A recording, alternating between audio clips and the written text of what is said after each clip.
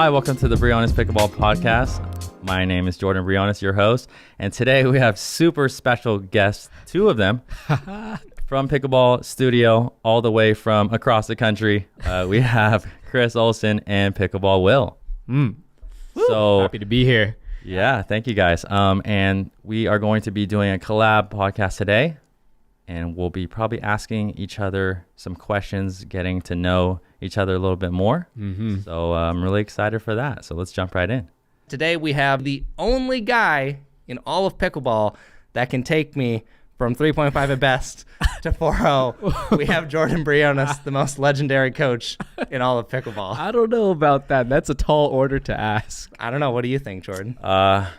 I'm very confident in my capabilities, actually. All right. So finally. 2 hours later, you have a PSA announcement from Jordan Briones. I'm now quitting as a coach in pickleball. Maybe by the end of this podcast, he'll be like, no, I'm done. But the first thing I want to know, I was doing a little bit of Googling. You've been in pickleball since like 2014-ish? Yes, probably about 8 years, yeah. What did you do before that? Did you play tennis or anything? Yeah, so played tennis in college, not for the team, but I actually started tennis kind of late. My wife actually played college tennis, so I got into tennis pretty heavily, and I loved the game. And yeah, so that was my background, just playing like recreationally and some local tournaments and stuff. Did you play any other sports besides tennis, or was that the primary one? Some basketball in high school, but sure. But yeah, that was probably primary. Yeah. Okay, so starting, if you started tennis kind of late, were you coaching in that at all? Like, how did you get to coaching pickleball? Yeah. Okay. So in tennis, I actually coached a little bit for kids. I had a friend that needed help, and he was a coach, and we did some summer camps. I thought you had a friend who was a little kid. Oh, needed help. No. I had a friend, an adult friend, who ran some kids summer camps, and I kind of got in, kind of teaching that way. I mean, I didn't even really see myself doing that like full time or anything. I just thought it was fun, and I like to have fun with playing with kids and stuff. So, yeah. So and then how I got into pickleball. You're talking about coaching, right? Yeah. So basically, I started playing, and saw it as an opportunity for me to make some extra money. But honestly, people started asking me, I think, before I started coaching, just like naturally. Yeah, because I was more than a 3.5 at best right away. So I probably, I got up to a 4 level because of my background. Yeah. 4.0 level probably pretty quickly. You're very humble, Jordan. You can ball. The last time I was here last year, you took me out to play, and we played doubles together. And I mean, there were some decently strong players, but I don't think we lost a match that night. And then I played you in singles, and you wiped the floor with me. And I was like, oh my gosh, this guy's the real deal. Like, how could he possibly be this good? All he does is dink back and forth to like old ladies all day. There's no way. Yeah, well, I do a lot of drilling, and yeah, I appreciate that. And yeah, I've worked on my game through the years. But yeah, so I started coaching because there was a need for that. People started asking me, and honestly, we could go into the whole like online content space, but it basically built from there. So I see. Did it feel natural coaching right away, or were you like, I don't really know if I'm like should be coaching or if I know enough? Like, how did that progression go? Yeah, dude, to be honest, I never taught anything or coached anything. Wow. Like in my life, I don't think. Now not that I could think of. So when I started doing it though, I think I enjoyed it, and I was just getting really good feedback, like of what I saw. Yeah. Oh, you're doing this, and I may have just a natural ability to see things, correct them, and those kinds of things. And I was fully in pickleball. I enjoyed the game, so it just happened, and then I ran with it, and then I kind of built on that. But it's the background, like coaching and stuff, like a lot of other coaches, I didn't necessarily have extensive background. So people just came and asked you, like, you weren't one of those guys giving unsolicited advice, like on the courts or anything like that, were you? No, I thought he was gonna say yes. No. I actually listened to a little bit of your pod on that episode. Yeah, that episode. I mean, if Chris was playing, I'd definitely give him advice. But you know, I mean, I just know that he needed it. You know, so like, but so helpless. But honestly, I don't. I don't unless people ask. I'm not really that person unless I'm like bringing somebody to the courts, you know, and kind of showing them. So when you go out to play, I mean, I don't know how much rec play you do, if any at all right now, but if you do people recognize you? Do they come up to you? Do they ask you for advice or anything like that? Yes, that happens. Honestly, so like right now, as you guys know, and I told you, we made our move here to Arizona, my family. From where? From the Bay Area. Okay. And that was just last year. So I've been full-time pickleball for just over a year, and it's honestly been great. You know, I quit my 9-to-5 job and we went full in, and it was a big thing for us. So, but now currently, I coach a lot. Obviously, the YouTube stuff takes a lot of time. Yeah. And all the stuff that, you know, we're kind of gearing up to do. So yeah, so right now for my like improvement, I don't have time because we have 3 kids and I don't have time to be traveling. Honestly, that's one of the reasons why I'm not really playing pro tournaments right now, because of our family, and maybe when they get older or whatever, but just the coaching thing is most important right now. So I just have high level players come to my court here in the backyard, and I am a drill like machine. Like yes. But I like to drill. Okay. Like I'll do that over playing right now just because my time. If it was different, if I was playing tournaments all the time, maybe I'd drill a little bit less. But my drill to rack play ratio is probably like 70-80% drill. Oh wow. Just because of my time. Yeah. And then of course if I could get 4 like high level players or 3 to come over, then I'll have them. Who are the highest level players that usually get to come over to play? Okay, not to name drop here. No, we need to. I needed to hear it. As soon as you asked that, I was like, that's a dicey question. Yeah, no. I mean, local people in Arizona, and you guys know some of the names. I mean, so Caden Nemeth, he's a really good player. He's playing at the Orchard tonight, I believe. Playing at the Orchard tonight. Again, some of those people, Kyle. Kazuda. Is it Kazuda? Kazuda, I think. Yeah. Yep, okay. That pickleball guy. That pickleball guy. And so he's around. I think we'll probably start drilling more. Pesa. Oh man. He's not around all the time, but there's honestly, I can name like 5 others, and they're not playing like tournaments exclusively right now, but you haven't heard of them, but they're super good. Riley comes. I've drilled with him multiple times here. He's super busy. Yeah. But if you're talking about the highest level, it'd probably be Riley. Was it hard for you at all to make that jump into full-time pickleball? Like, was there anything that scared you about doing that? Yeah, dude, it was one of the hardest decisions that we've made. Yeah, didn't you have you had a baby on the way when you decided to make that decision, or no? We had 3 already. 3. Okay, I know you had 3, but I didn't know where in that timeline it was. Yeah, so the whole pickleball thing, when I started making videos, that actually started 5 or 6 years ago. Yep. And then I'm working at UPS full time as a truck driver. Oh wow. Working 60 hours a week, so like 55 to 60 hours a week, like for years. Yeah. So my family life and everything, like honestly, it was tough. I didn't see the kids that often. I worked nights. Wow. I worked 8 p.m. to 8 a.m. You know, that kind of thing. Yep. So it was tough. But the whole there's a lot of things that fell into place for us and for our family to come here. But a big one, along with me starting a career doing something I love, but also just having more family time. That's really important to us. So it was huge. It was a big risk. There's a lot of people that supported us, and there's a lot of people that said, are you sure? I mean, honestly, a very good paying job with pension, with benefits. I'm talking about like UPS is something, like a place that people would die to have, and I was very fortunate. But I just saw the opportunity. It was a big risk, but it worked out. Yeah. So when you were doing the primetime stuff. So I've been doing YouTube for probably 10 or so years, and I dove into full-time pickleball maybe in the last 7 or so months. Like, obviously you guys were doing very well on that channel, and I like maybe have a ballpark of how it was doing. Then obviously you guys had a course and stuff. What was what made it scary? Were you not sure if there would be enough money, if things would dry up? Like, kind of what was the hold up? Yeah, so kind of about that. During the transition of us moving, we were starting a new business. Yeah. So that's when I actually left Primetime. Yep. And then I had to rebrand. Yep. And kind of restart in a way. Yeah. So we had some resources. Yep. Right. We had a little bit of money saved up, but that honestly went into everything we do. Yeah. Like that went into our court. Yep. Which cost like $30 grand.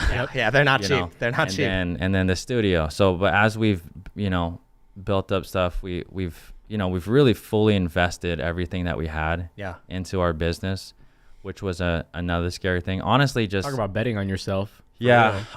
I knew the following that I did have, and I knew YouTube well enough to be confident in like starting a new channel, a new venture, and building it up. And yeah, I mean, it's gone really well so far. And yeah.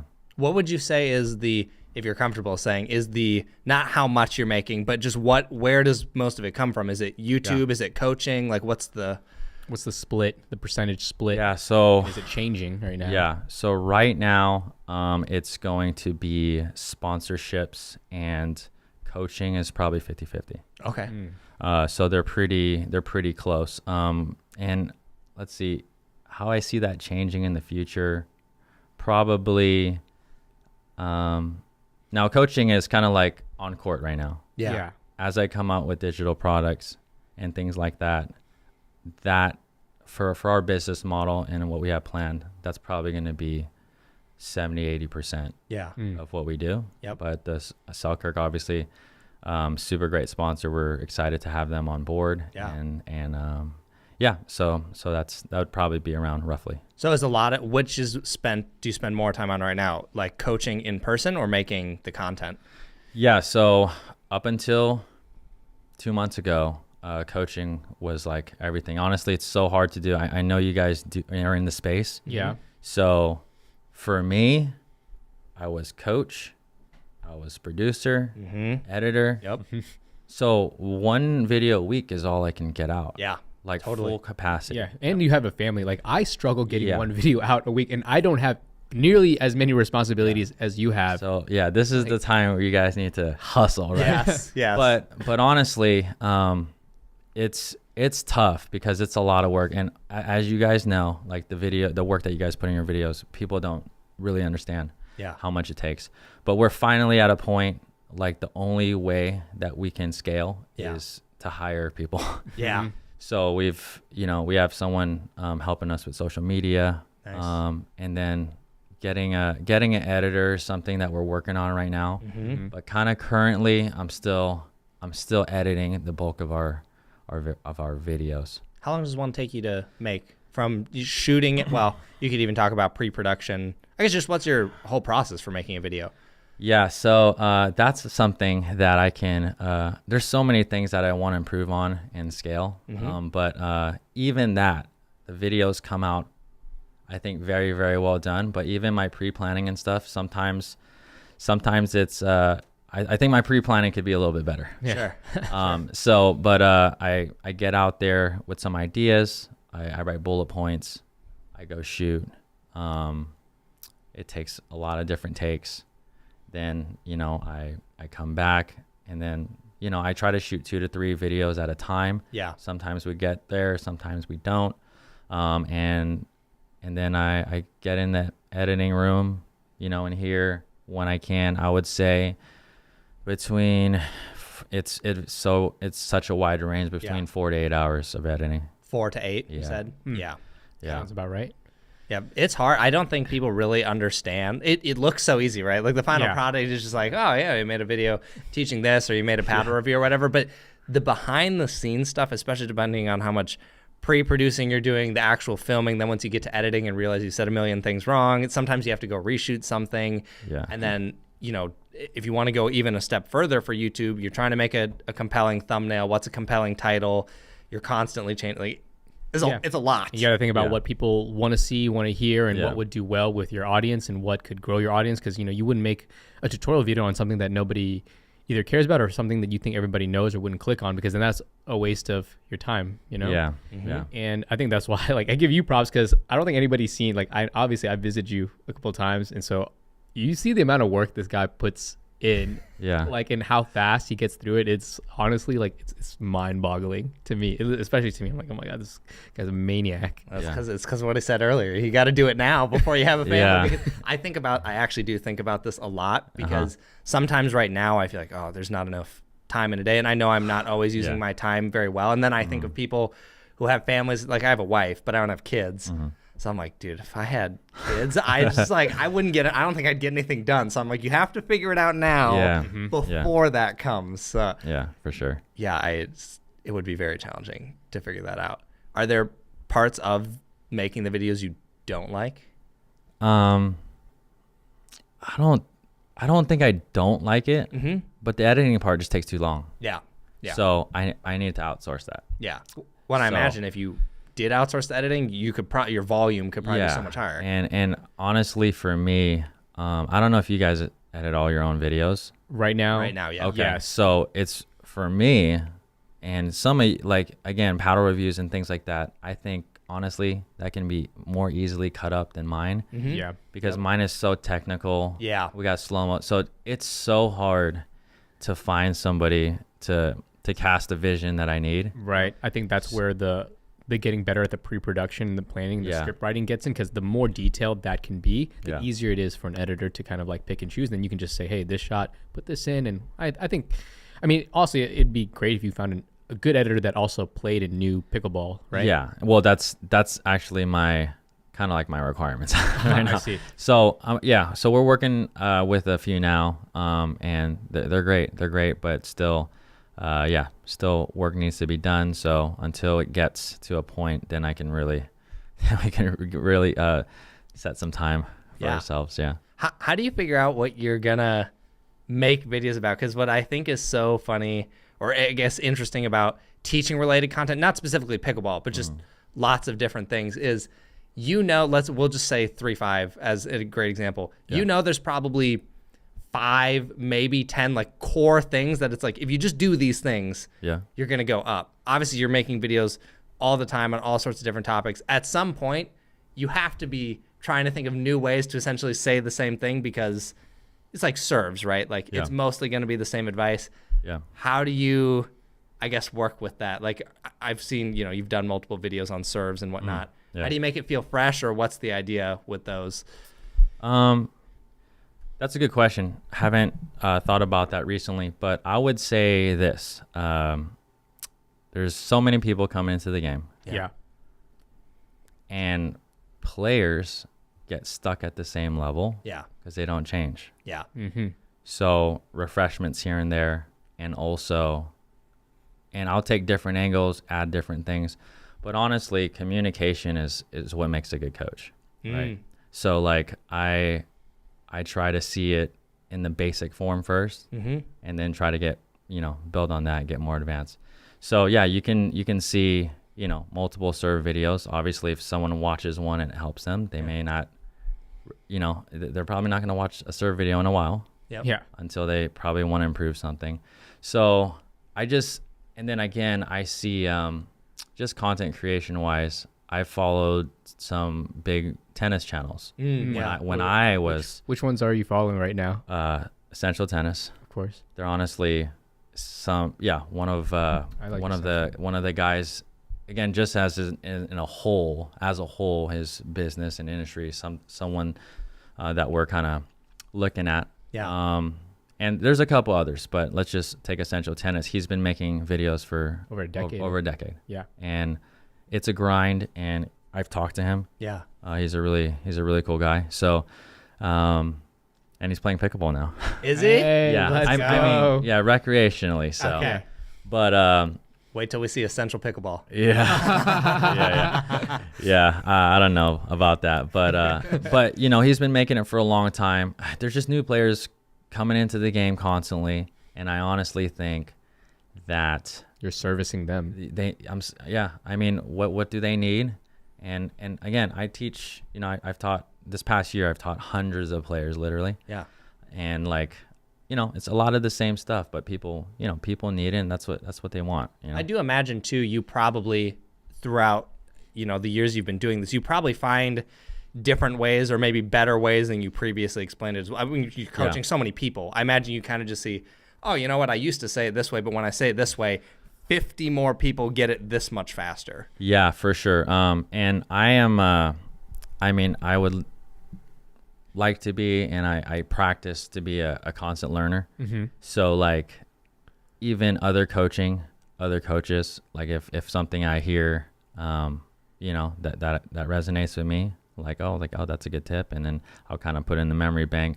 But honestly, I think I learn the most when I'm actually out on the court coaching. Yeah, I believe so that. improving your own game is what you're saying. Is that what you mean? No, improving my communication. I see. So certain players, it's the same thing. I can tell somebody, hey, go, hit the dink like this. Yeah. Right. And then one person will do exactly what I'm saying. Another person will do something else. Yeah.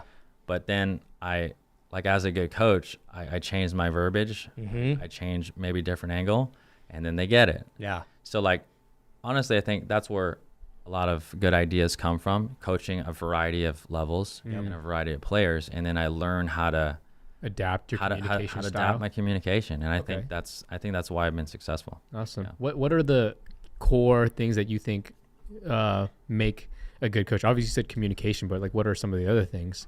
So just so the audience knows what they should be looking for when they're looking for a coach, because I think picking a coach is just as important as you deciding to go to a coach to improve your game. Yeah. So communication would be the best. I mean, the most one of the most evident things. The style of communication. Yeah. So that you're getting what they're putting down. You understand. Obviously you have to be technically a sound coach, technique and those kinds of things. And I think a coach with I don't know, we're in the current process too of possibly hiring some coaches or having some coaches under us too. And one of the things, I guess one of my philosophies is there's no set in stone way to teach something or to learn something. So when we first came into the game, and these kinds of things just make easy content for us. Yeah. When people just the blanket statements that we've all learned growing up, right. Not growing up, but learned in the game, always drop the third shot. Yep. And never do this. Yeah. Never do Never that. lob. Always hit in the middle. Yeah. Yeah. So forehand takes the middle. Those kinds of things. So those kind of things just make it, when there's something that's wrong and incorrect, we can correct it, and we can actually have a conversation and coach it. So. Right, and adapt to it, because those things, those techniques, and what's right now is wrong before can easily change as the game is changing and evolving. Yeah. What do you think makes, obviously some people are better at coaching than others. Is there anything you see in coaches that you're I wish coaches would stop doing this?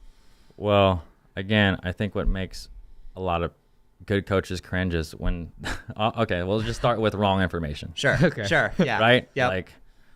I don't know, hold your paddle above your head. Yeah. Something just, so there's that, Yep. obviously. But, and maybe just even your presence, when you're working with people. Sure. I mean, a big thing, honestly, and people tell me this all the time. I get comments, and it's actually really crazy because when I moved here and started coaching, what am I getting? I'm getting so many clients oh, I've watched your videos for 5+ years. It's crazy to hear that, but that's what happens when I go and teach. Yeah. But anyways, people tell me oh, you're just, I don't know, you're just easy to listen to. Yeah. And you're just relatable for whatever that's worth, you know? And I don't know, I think that's a really good one. I think different people like different personalities. Yes. So like someone like Tyson, who I think is a really good coach as well, but he's like more like out there, animated, alpha, aggressive. Yep. But some people really like that, and some people may like, I don't know, something else. So Yeah. Do you ever have, obviously don't have to name names, but like see coaches and you're just like, oh, jeez, like I can't do this. You're asking him for like a tier list of the coaches out there? He doesn't have to say the coaches, but like, but how often you does want that it. happen? yeah, of course. It happens, but again,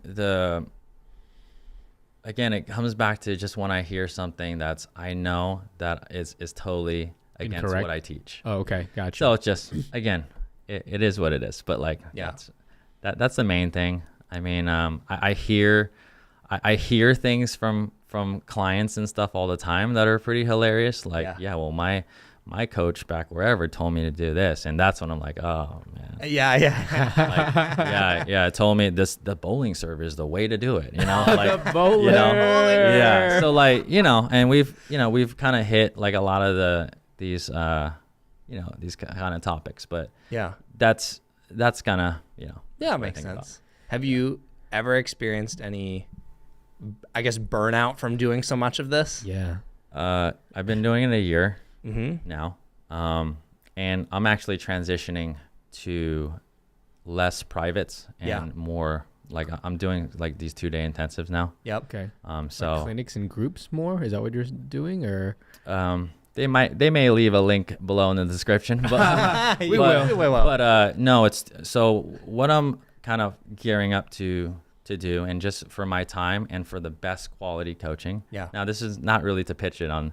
No, please do. Okay. Yeah. But this is what I've here. It's a pitch kind of, but let me tell you why. So there's camps. Yep. There's clinics. Yep. Yes. Getaways. Yep. Yes. Thousands of places to go. Yep. Spend lots of money.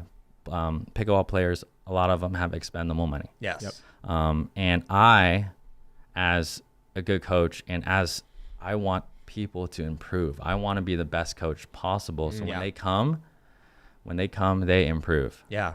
Right. So that's my key, and that's what I want to do. Chris is right there signing up right now. Yeah. Oh my gosh. I'll give you a discount. Yes, let's go. Yeah, couple dollars off.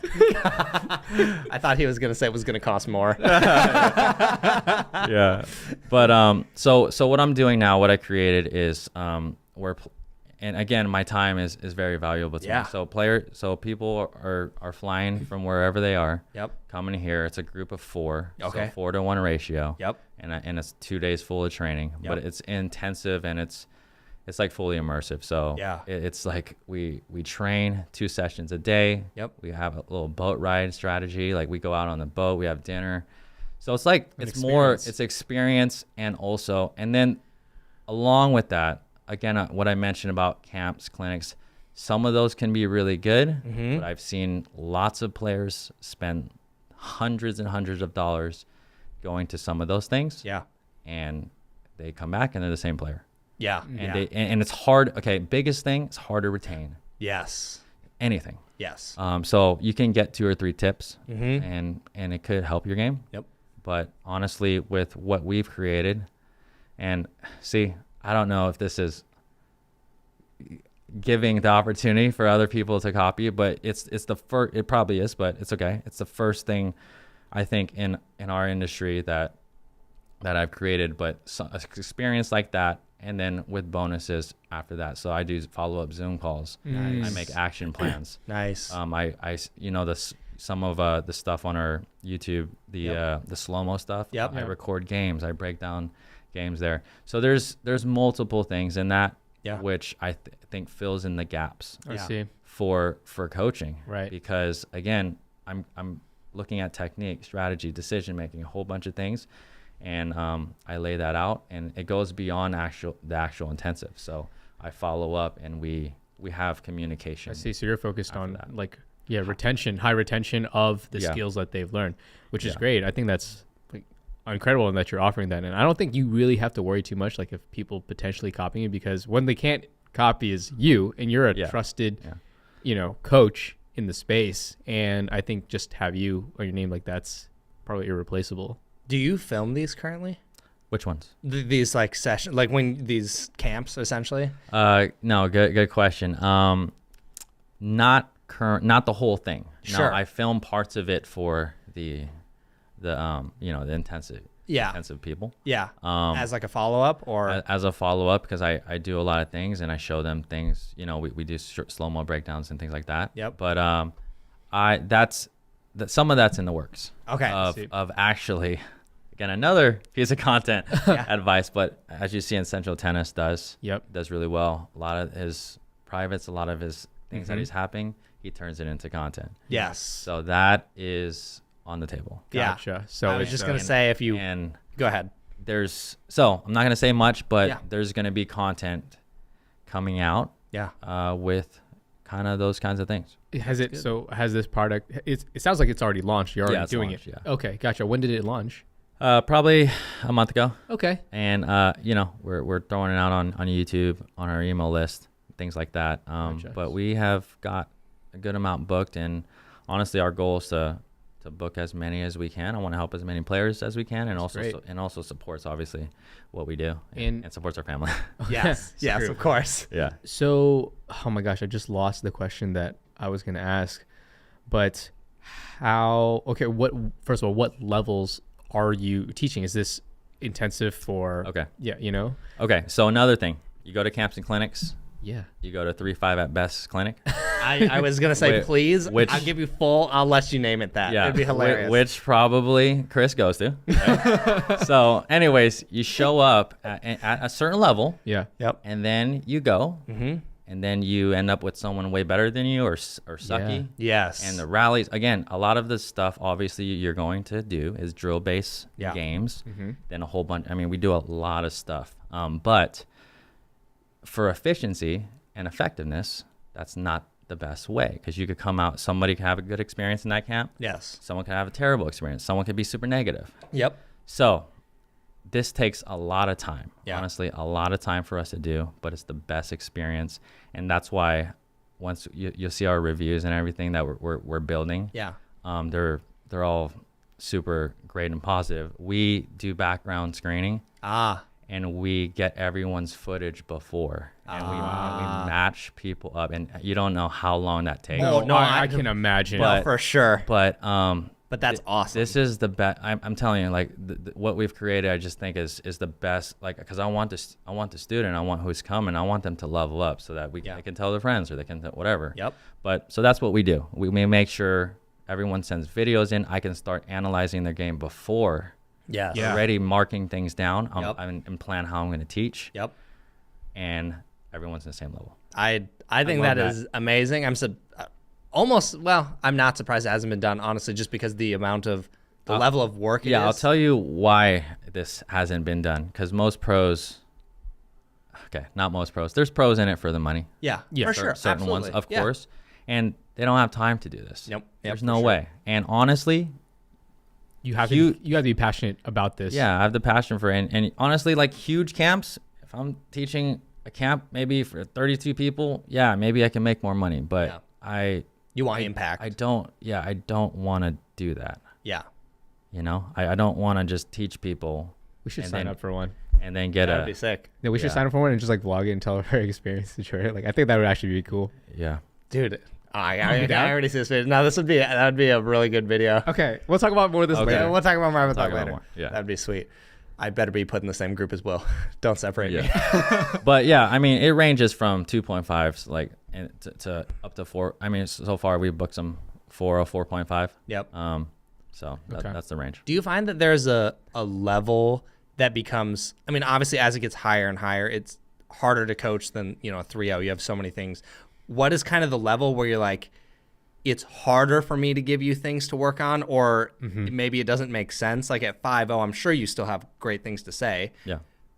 But what would the coaching look like for someone at that level? No, I have 5.0 clients. Oh, do you? Yeah. Oh, nice. Now, obviously, probably 10%. Yeah. Much smaller. Or 4 or 5 and above. Yep. But I honestly, dude, I study the game. Yeah. I honestly study the game, and I watch. Yeah. I watch. And again, as a good coach, I think that's that's something that made me who I am. And how can I, so 3-5s, all that, we deal with that all the time. Yep. That's super easy for me. Yep. And I can change players quickly and assess quick. Yeah. 4-5 to 5-0, it's less technique and more strategy. Yeah. Sure. Right. Like So they have the shots. They have the shots, and yes, we add shots. Yeah. There's so many things, and it's a whole nother thing. But even I've added in my game and how the evolution of pickleball has become. But I add, So we talk a lot of strategy, just a lot of tactical things, more with higher level players. Yeah. And that, because again, the skills are there. So like even like I had Connor. Like Garnett this morning. Yes. And Amazing player. God, he always comes up in conversations. Yeah. And then Christian Olson. Oh, right. yeah. So like I don't know if he has time on his trip, but we'll probably have him on the podcast. But anyways, like people like that, they have all the skills to play. But why does it takes them a while? We're talking about doubles here. Yeah. To really get really good, and that's one of the things I was talking about Connor about. Yeah. About it takes a while just tactically and just knowing when to pull the trigger. There's a whole bunch. So higher level, more strategy tactical, lower level strategy tactical as well, but there's a lot of mechanics. it's a lot of it's a lot of mechanics, but there's strategy for sure. Yeah. Interesting. All right. First of all, I'll be very upset if you get Christian before us because he was supposed to come on our pod, but then he got sick. Did he? Yeah. Like on this trip? On this trip? Yeah. Right after he won MLP? Something about, I think it might have just been his voice was shot or something, Yeah, but on Monday yelling. it was like, I'm just not feeling great. And I was like, bummer. I was like, we'll get you next time. It's fine. But And then secondly, we did get a chance to play some rec play with you the other night. Yeah. By the way, I did not have tennis shoes on. I don't know if you noticed that. No, I did notice. Okay. I was not going full out. I know you weren't going full out, but still, and obviously you were playing with, the weaker player. No diss to Caitlin Pickleball chick or whatever. Oh, at Mesa. That's the first time I met her, and she's great. She's great. No, Oh, we love her. We love Caitlin, but it was you and Caitlin versus me and Shay, and considering you just picked up like a paddle you never played with, didn't have tennis shoes on. Don't say it was a Selkirk paddle. Yes, That's a Selkirk paddle. Yes. For sure. I saw it. Yes. Yeah. But yeah, you almost wiped the floor. I was like, oh my gosh, Jordan is about to crush us. But I did pick up like I think 2 things.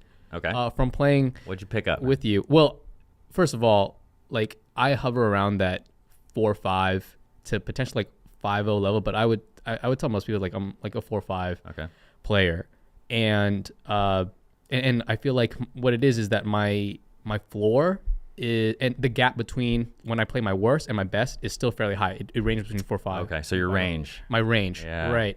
But what I've noticed is when it's the when. It's not what you do. I think it's more important of when you do it or when you decide to do that. And there's someone that you didn't execute as well, but I'm like, oh my gosh, that was the perfect time to execute said shot. And sometimes you would get us. And then also there's one thing that I think you do really well that when we went back, I don't know if you saw this, but I pulled out my pad. It was super late. What? I was like, dude, Jordan is really good at keeping his elbow like locked in closer to his body, like when you're dinking or when you speed up or whatnot. So I can't really tell if you're going to go like outside, like inside out, or like in, or if you're going to speed it up, or if you're just going to do a ding, because the tell a lot of the times when somebody's like, bring their elbow back or whatever, I can tell you're like doing a wind up for something. But because it's here and it's more compact, you also defend really well with it as well. And I'm like, gosh, you can't freaking read this guy. And it's Well, quite annoying. I appreciate that, man. and as a higher level players that come to me, those are things we work on: disguise, deception, and spots. Attacking spots. Yeah, very spots important. Make a lot of sense. What are the spots that you tip? Like, so I think now I'm discovering that before, at least, because I come from tennis too, I'm always looking to hit spots in the court. But I feel like you pick spots like for height above the net and spots on people's bodies. Yeah. So like people's feet. Yeah. So what I was actually referring to is, spots on the court. Obviously, when they're back, there's a whole bunch of different variables. But I'm talking about when they're up at the net and you're attacking. Right, exactly. So one of the things that we've seen in the game, I might could talk about how the game has changed because I study it all the time. But there's so much attacking going on right now. Yeah. And you will get left behind. Like the 5-0 today was not the 5-0 3 years ago. Yeah. Yeah. The 4-5 today was not the pro today, whatever. Yep. there's multiple aspects of the game that has increasingly improved, but one of them is attacking, as we know. So getting better at being aggressive. So those are the spots I was talking about. Okay. That I coach at higher level players to go for location over power and a whole bunch of other things. So what are the locations that you would? Yeah. So we have several videos on this. And there's, again, I'm an open book. I'm still learning, but again, let's say you're a 3-5, 4-0 right now. Mm-hmm. Or any actually level, okay? You want to be able to attack, start learning how to attack off the bounce and out of the air, obviously. But you just need to stay away from the torso.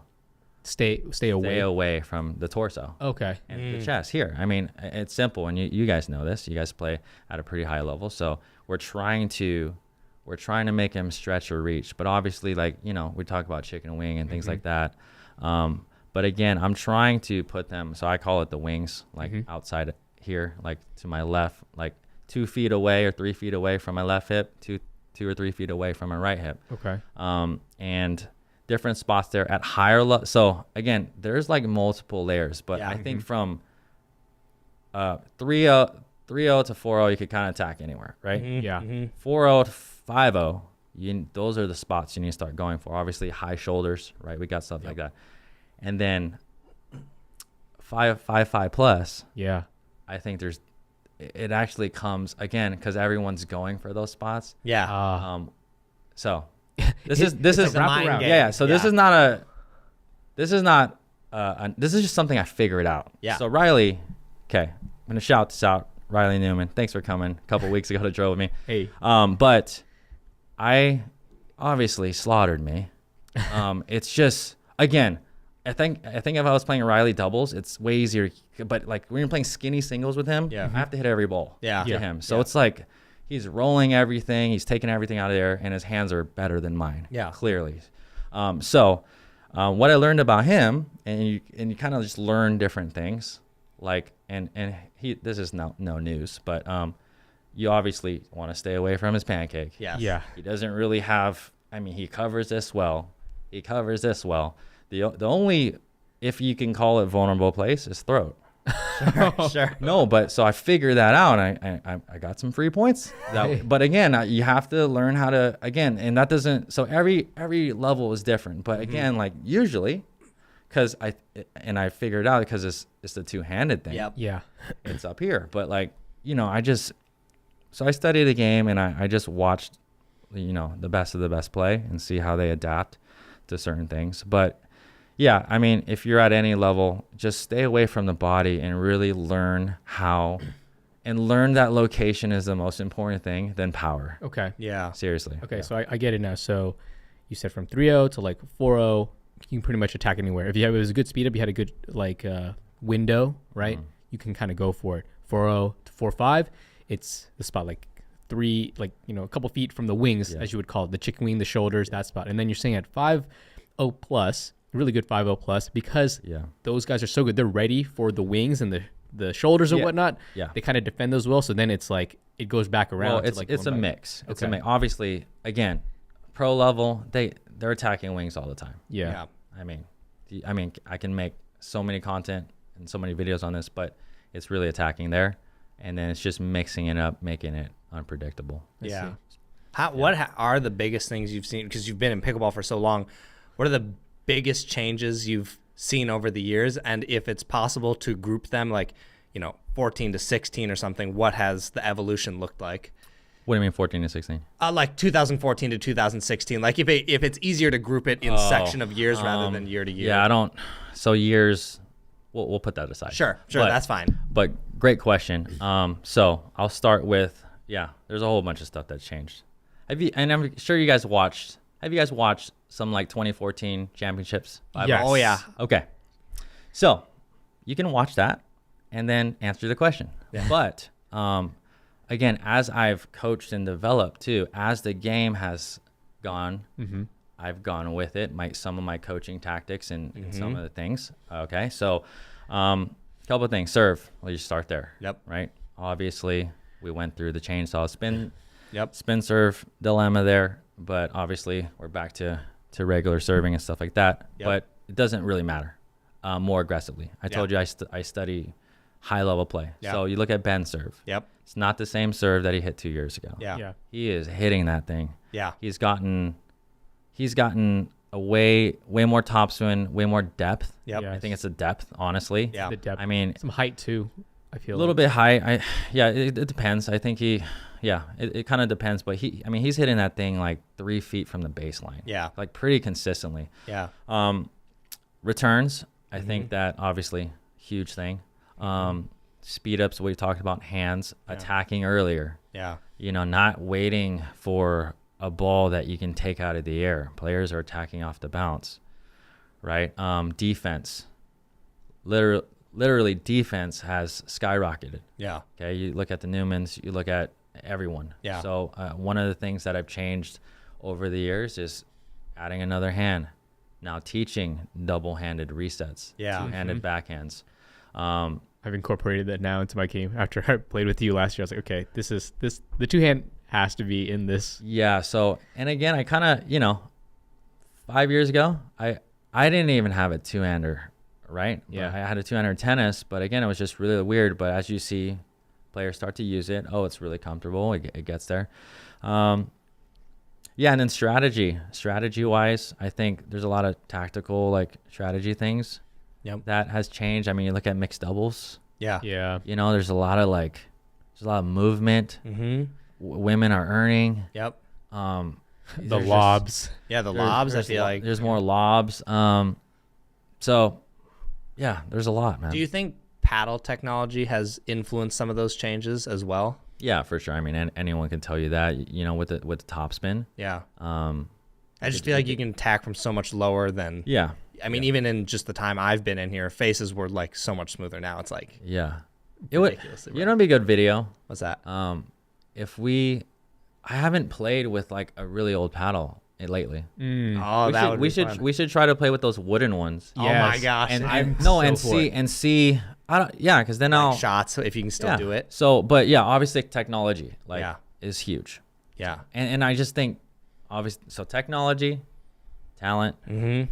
and then more Yeah, players the game. practicing on the game. The meta. I don't remember which tournament it was, but I believe it was a bigger tournament. Might have been around the 2013-ish era. It was a gold medal match, and I was watching it.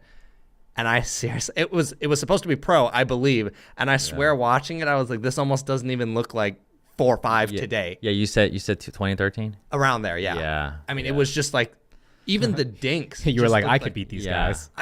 It's kind of what it felt like. Seriously, like the ball would be fairly high up, and they just Dude, hit the weirdest and dink. I know everyone, not everyone, but there's a lot of people think that could relate, right? If I were just coming to the game in 2013, I could have just cleaned it, right? Yeah. Clean sweep. But I don't know, dude. It's just so crazy how I guess at that time, right? There's age, there's a lot of older people.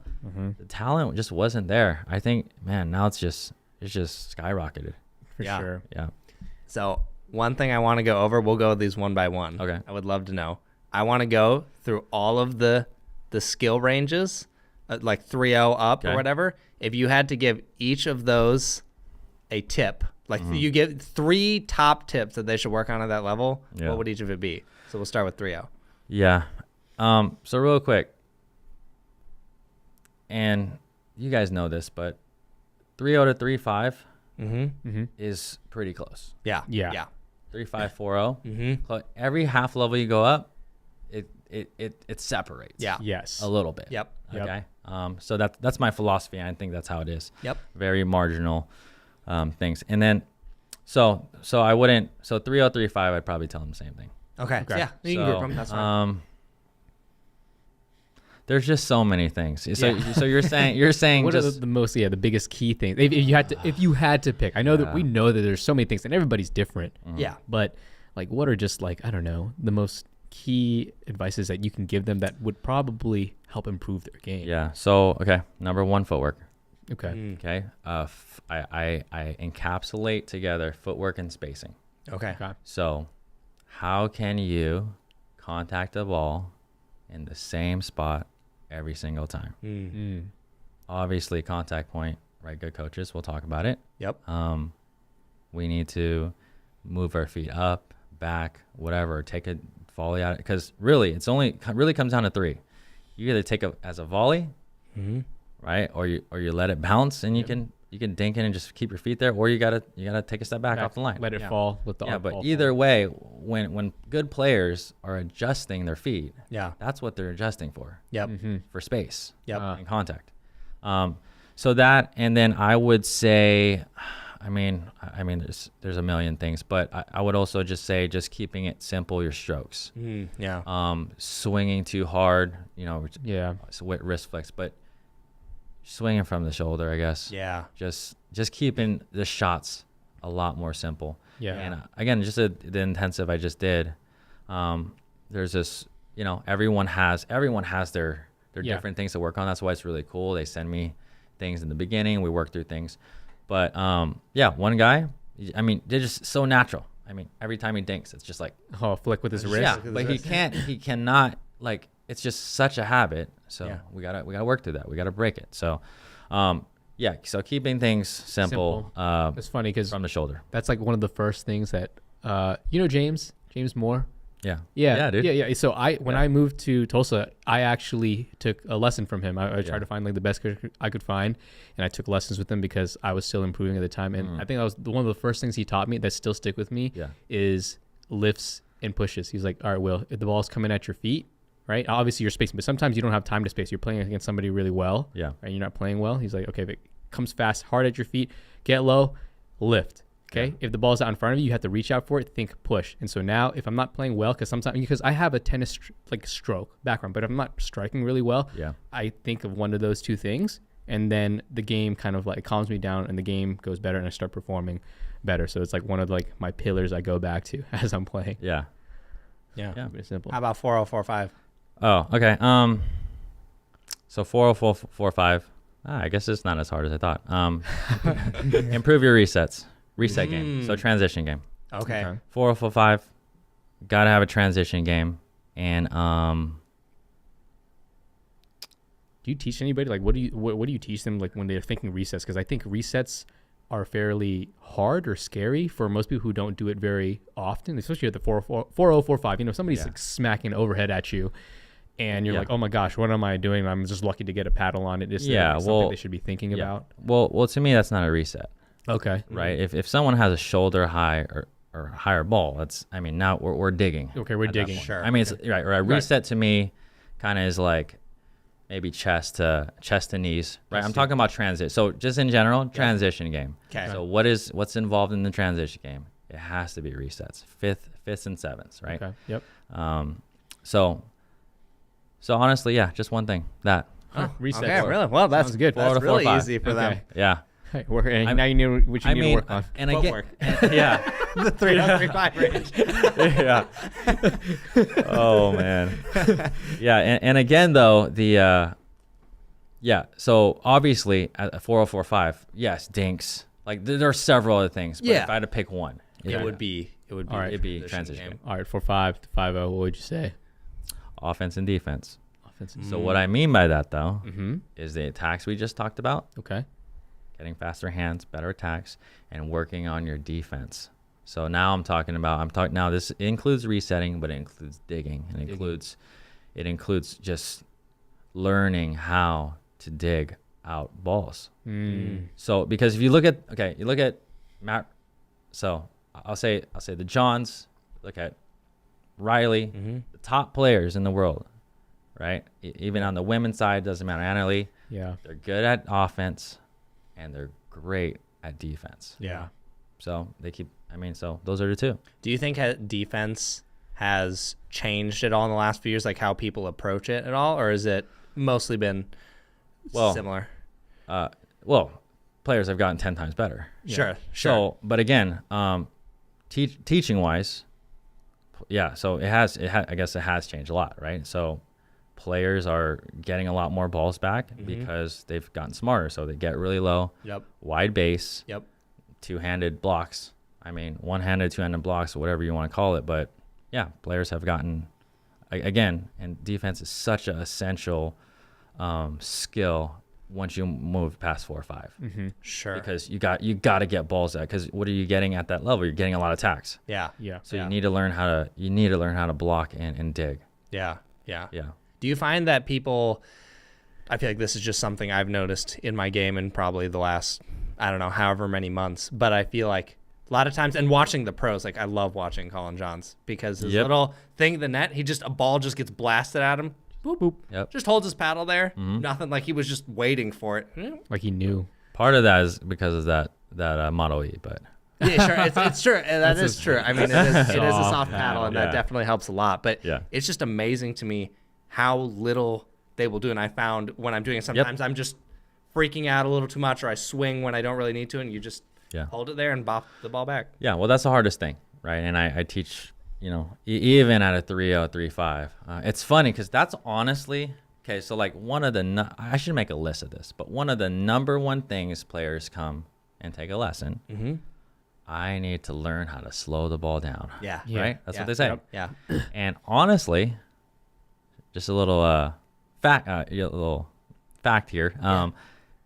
Players they come and say that intending they need to slow that ball down, but I think it's actually the wrong reason. So what I say what I mean by that is they're trying to, because they can't beat the bangers. Yeah. Right? Yep. So one of the things that I go into and I teach everyone, okay, you want to slow the ball down? I ask, why? Why do you want to slow it down? Well, because the bangers, they're banging it at me, and I need to slow it down. Yeah.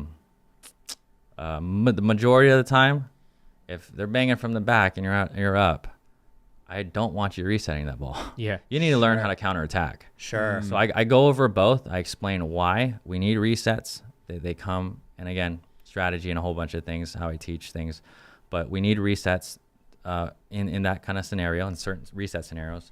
But there's times where you need to learn how to counter. Yeah. So anyways, just coming back to the resets.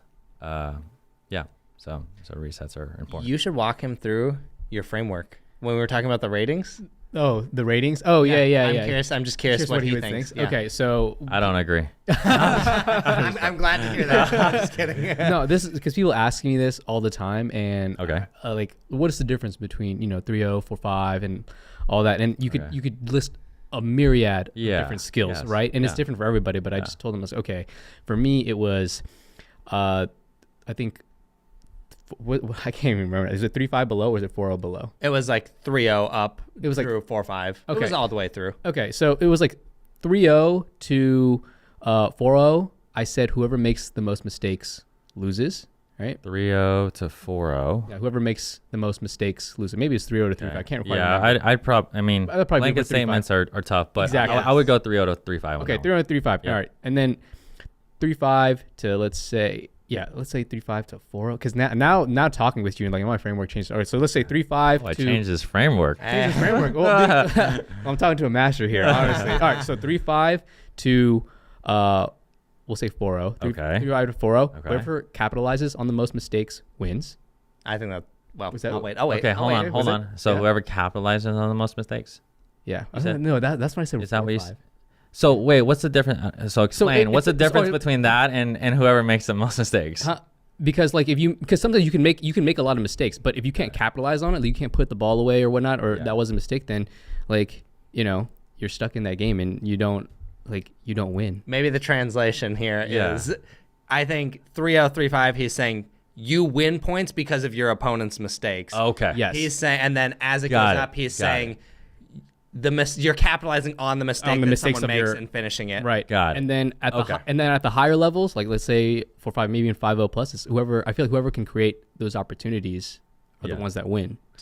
Yeah. Okay. I mean, generally, yeah, sounds good. Okay.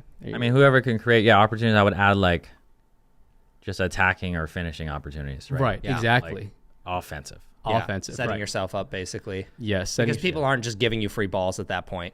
Right, exactly. They're so good. Yeah, exactly. Yeah. So if no one's making mistakes, right? Somebody has to initiate something, and whoever can create those opportunities, Yeah. are the ones that are going to come out on top. And obviously, the pros are really good at doing that, but they're also so good at like defending as well. Yep. It's really hard. Yeah. Do you think is any current pickleball advice that is like given very commonly that you wholeheartedly disagree with or think should stop being taught or accepted?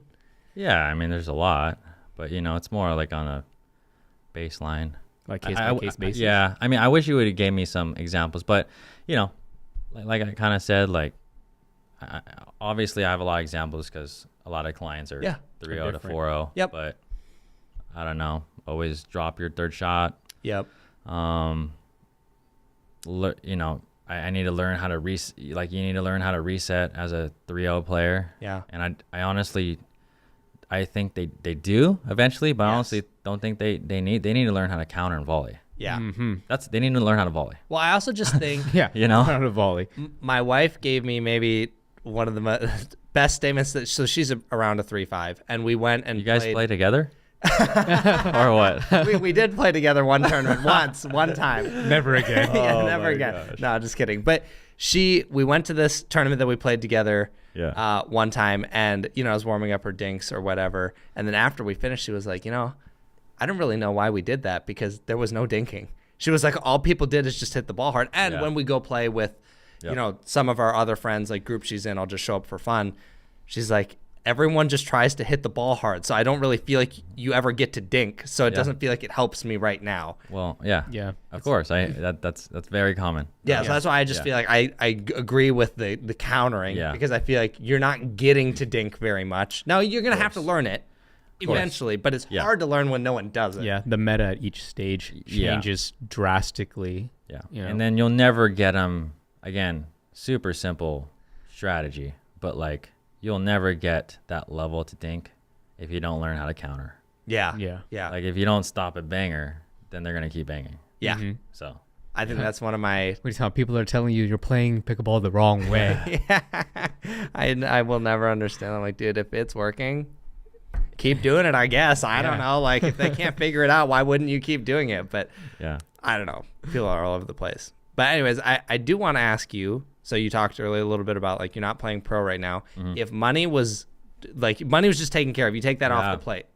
Pro, would you rather play pro or coach? Or both? I would probably do both. You would do both? Yeah. Okay. I would do both because I like competing. Yeah. And you're good at it. Yeah, I mean I've competed at the highest level for a while, and obviously the level is heavily increased. Mm-hmm. You think you can hang? Yeah, and here's what I would say. Yeah. I am pretty realistic with my expectations and what I offer or what I can do. Yeah. If I go out there and pro, can I win a couple rounds? Yeah, I think so. Yeah. Against top players, nowadays where players their training regimens and what I can't compete top 10 players unless I'm training. Yeah. Like full time. Yeah. But do I think if I did, I have confidence in myself that I can hang in there. Yeah. But if I could do it, I would. Again, families like changed a lot, Yeah. Literally this is what it would look like if I just wanted to do that. And trout, I would have to bring my family everywhere I go. Yeah. And that's a lot. So that's what it would look like. Will you compete at the Desert Ridge coming up at all? No, just there's just so much going on with the business. Sure, even local ones. Yeah, so we just launched that 2-day intensive that I just talked about. So, and again, this is, kind of shifting. So last year I played those 2 tournaments. I played at APP and PPA, just to get back into it. But again, just looking at like our goals as a family and stuff like we need to focus on the business. Mm-hmm. Yeah. That makes a lot of sense. Well, I think for the most part, I've got everything I want. I have maybe one last question, but I want to see if there was anything either of you guys wanted to chat about. Come on, guys. You guys got more. There's always more. I feel like we could go forever. We're going for the longest Pickleball Studio podcast right now. Oh, man. Me and Will did a 2.5-hour episode on paddles. So, I mean. Oh, okay. No, with a guest. With a guest. Well, we did just we recorded one with Kyle, and it was over 2 hours. Oh, okay. Yes. So Kyle who? Kazuda. Oh, you did? Okay. Yeah. Just while we were here, we tried to grab a ton of podcast episodes. Gotcha. And I know that if you go longer than him, he will come back and say, I want to be the longest. He wanted to be the longest podcast, period. Oh, because like Kyle. Okay. we're not going to be able to go to the party. Yeah, we could, but no. Yeah, I'm seeing it right now. Yeah, we don't have to break the record today. No, I love this. I'd totally keep going more, but do want to be conscious of everyone's time. I want to know what in pickleball brings you the most joy. Like, when are you the happiest? Yeah, teaching, making videos, competing. Here's the thing. It's like, again, it's just cool to look back. Things have just happened so fast. Yeah. Right. I mean, 8 years ago I started, I'm sure with you guys, however long you started, it's like, oh, I didn't know I'd been playing that long. Yeah. You know, things, have changed dramatically. I think that I never even saw myself coaching full time. That wasn't, I told you, I don't have that background. I was working at UPS. Yep. I was doing that time of my life was so crazy when I was working UPS, doing videos. It was very tough to balance. Yeah. And it was just hard. So like I didn't even see the I was so tired and working all the time. I didn't really see like The end I of didn't the get to road. appreciate really a lot much. Yeah. The growth and like what we did. Yeah. And now that life is a little, we can sit down and we have more time with family. I can see and appreciate just how many people like I've helped. Yeah. So that's just, I mean, when players come up to me and I'm at a tournament or whatever, sometimes I get stopped in random places and they say, hey, you just, I've been watching you for a long time. You just really helped my game. Like, I mean, it's become like, I hear that kind of often. Yeah. So, but when I hear that, that's gotta be like the number one. Yeah.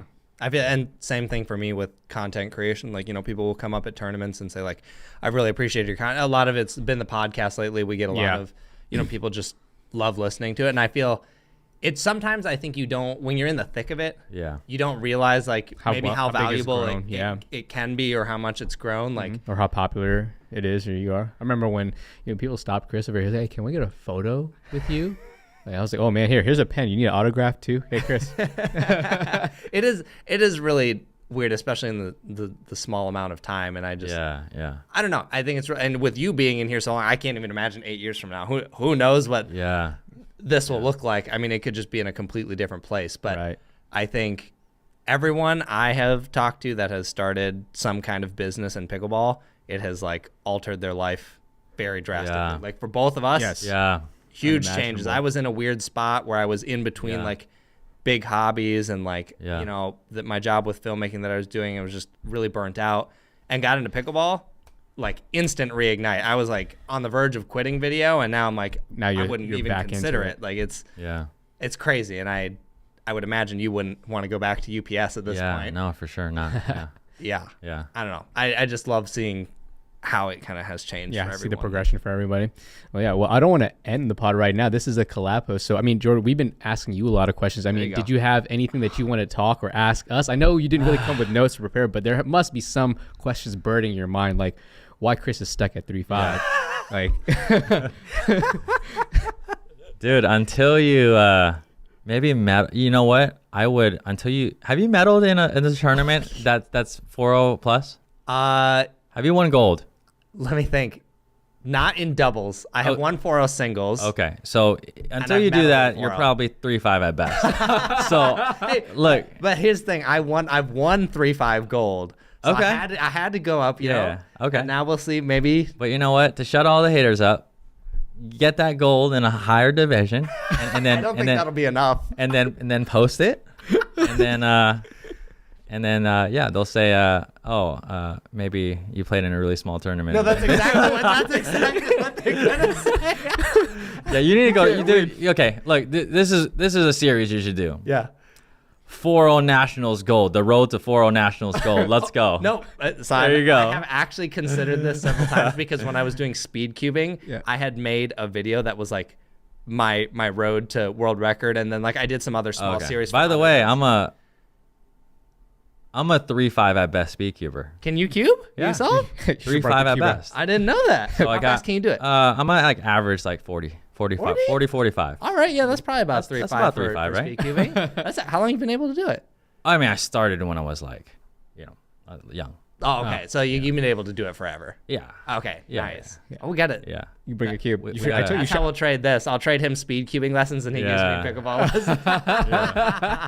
Yeah. No, I do need to get a medal. I was joking with Will. I was like, I haven't got one in 4.0, and now I'm going up to 4.5, and that feels really weird. Yeah, well, feels that's really weird. well, it's gonna be. Is it 4.5 is tough? 4.5 is tough because there's some 5.0s in there. Exactly. Honestly, And it does get really weird though. Going between, because I'm like right in the middle right now. I would say I'm around like 4.3 or 4.25. got it. Yeah. So it's weird when you're in that range because you're like, I can beat 4.0s pretty consistently, and I can hang with 4.5s. Maybe I'm not beating them. So then it feels wrong to go to a tournament and potentially beat up on 4.0s. I don't know. It's just a weird. Yeah. Well, that's in between. Yeah. Yeah, so I know. I figured I'd just throw my hands in the ring, and if I get my butt kicked, I'll go right back down to 4.0, and if I lose there again, maybe I'll go back to 3.5. I don't know. Yeah. But- So asking about questions. I guess I have one. You guys do Pickleball Studio together. Yep. Well, he does Pickleball Studio. We do the Pickleball Studio. We do the podcast together. Yeah. Oh, podcast. Just the sorry, podcast sorry, for the most sorry. part. Yeah, podcast here. You got Pickleball Will going on. Yeah. So you asked me the question. What is your trajectory, or what is your? How are you guys making money right now? Yeah. Mine right now is Affiliates? YouTube affiliates for sure. So what's first? Probably affiliate. Definitely affiliates. As of very recently, I kind of figured out how to do that a little better. I realized not necessarily in terms of like, oh, I need to advertise it more, but I just realized the way I had it set up was not very good, and I've taken my website a lot more seriously. So the videos, they crush it. Yeah. But I'm learning that you get significant amounts of traffic if you're doing it, and there's not a ton of that right now. Maybe one or two guys. So affiliates for sure. YouTube. I would like to start doing more brand deals. We actually landed a pretty big one for the podcast recently. That'll probably be maybe 1 or 2 episodes. And then I'd like to start doing more of those. And I think that will probably... So, just for 2 episodes?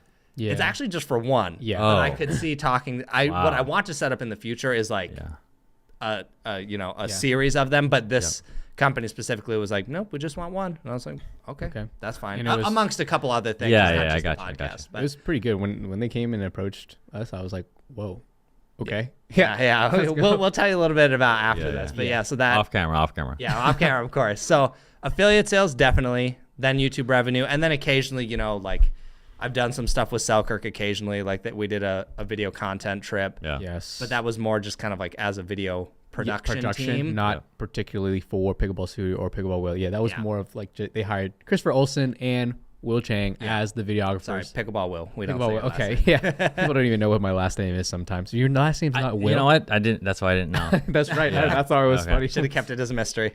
It's okay. But I have, at this point, I am scaling back essentially all my standard video. I'm not going to do any more freelance video production while I'm doing Pickleball. Okay. So you actually still were then? Yeah, I was up until... Oh. I mean, I'd say the last like 3 months, I've started having to tell old repeat clients like, I'm sorry, I'm not doing that anymore, because balancing both is just too much. And pickleball, I'm just all in on pickleball. Full time, baby. Yeah, I just got to jump off the deep end. Yeah. So for me, I kind of committed myself to doing pickleball full time this year in like 2023. Last year, it was kind of just more or less like a hobby. I was semi taking it seriously, but I was more or less just doing it for fun. I was just following my passion for pickleball. Yeah.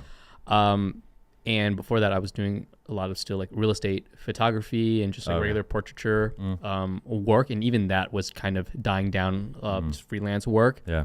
And then after meeting Chris and seeing the success he's had, he's kind of essentially paved the way for me, kind of like he's shown me the blueprint of what is possible and what can be accomplished and how to do it. So this year I'm kind of basically doing that double down like on that. I'm starting to do paddle reviews right now too, because I've seen like the success he's had with affiliate sales, and that's not, I do like doing them, but it's not necessarily the thing that I want to be doing like forever.